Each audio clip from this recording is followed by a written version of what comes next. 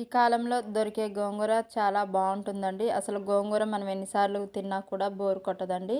ఇక మంచిగా మా సైడ్ అయితే గోంగూర అయితే అమ్మడానికి వచ్చారండి. ఇక తెల్ల గోంగూర, ఎర్ర గోంగూర అయితే తీసుకున్నాను. తెల్ల గోంగూర అంటే నాకు ఇష్టం అండి. ఎర్ర గోంగూర మా ఆయనకైతే ఇష్టం. ఇక అది తీసుకొని అయితే చట్నీ చేయమన్నాడు.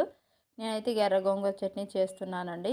ముందుగా అయితే కడాయి పెట్టుకొని మంచిగా ఆయిల్ పోసుకొని జీలకర్ర, ధనియాలు, మెంతులు వేసుకొని అయితే ఫ్రై చేసుకోవాలండి. అవి ఫ్రై అయిపోయిన తర్వాత ఎండుమిర్చి వేసుకొని గ్యాస్ సిమ్లో పెట్టి కొంచెం తిప్పుతూ మాడకుండా చూసుకోవాలండి. ఇలా వేగిన తర్వాత ఒక ప్లేట్లోకి అయితే తీసేసుకొని మనం ముందుగా కడిగి పెట్టుకున్న గోంగూరను అయితే వేసేసుకోమండి. మంచిగా త్వరగానే ఉడికిపోతుంది ఎర్ర గోంగూర కాబట్టి చాలా బాగుంటుందండి. ఈ ప్రాసెస్లో మీరు కూడా ట్రై చేయండి. టేస్ట్ ఎలా వచ్చిందో కామెంట్ చేయండి ప్లీజ్.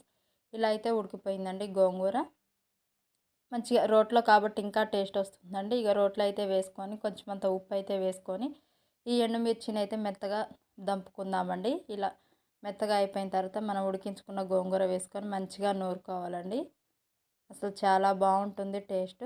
ఇక కొంచెం అయితే పక్కా పెట్టుకొని ఒక ఉల్లిగడ్డ అయితే కట్ చేసి వేసుకొని ఉప్పుతో పాటే దంచుకోవాలండి.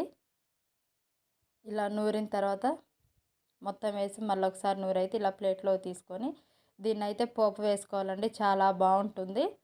ఇలా అయితే మా అమ్మ చేసేదండి. ఈ ఈ మా అమ్మ చేసిన తర్వాత తిని చూశానండి. ఇది తాలింపు పెడితే టేస్ట్ బాగుంటుందని. ఇక ముందుగా అయితే ఆయిల్ పోసుకొని ఆయిల్ వేడెక్కాక తాలింపు గింజలు అయితే వేసేసుకొని వెల్లుల్లి రెబ్బలు అయితే దంచి వేసుకున్నానండి. అవి ఫ్రై అయిపోయిన తర్వాత ఎండుమిర్చి కూడా వేసుకొని కరివేపాకు ఇవన్నీ ఫ్రై అయిపోయిన తర్వాత ఒక చిటికెడంత పసుపు అయితే వేసేసుకోండి. చాలా బాగుంటుంది. ఇక మనం ముందుగా నూరి పెట్టుకున్న గోంగూర వేసి అయితే ఒక 1 మినిట్ అయితే ఆయిల్లో ఫ్రై చేసుకుంటే సరిపోతుందండి. టేస్ట్ చాలా బాగుంటుంది. మీరు ఖచ్చితంగా ట్రై చేయండి. కామెంట్ చేయండి ప్లీజ్.